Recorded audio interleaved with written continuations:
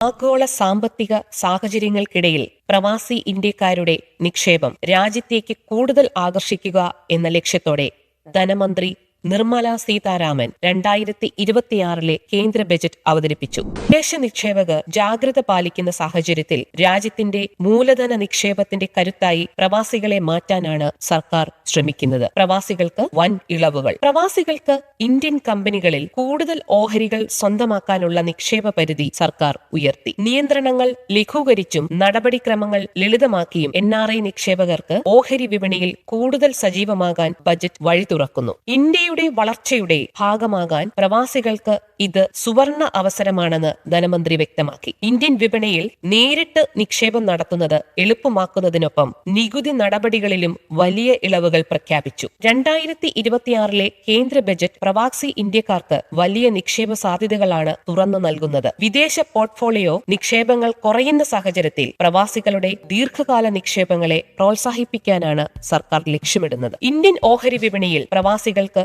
നേരിട്ട് നിക്ഷേപം നടത്താനുള്ള പരിധി സർക്കാർ ഇരട്ടിയാക്കി.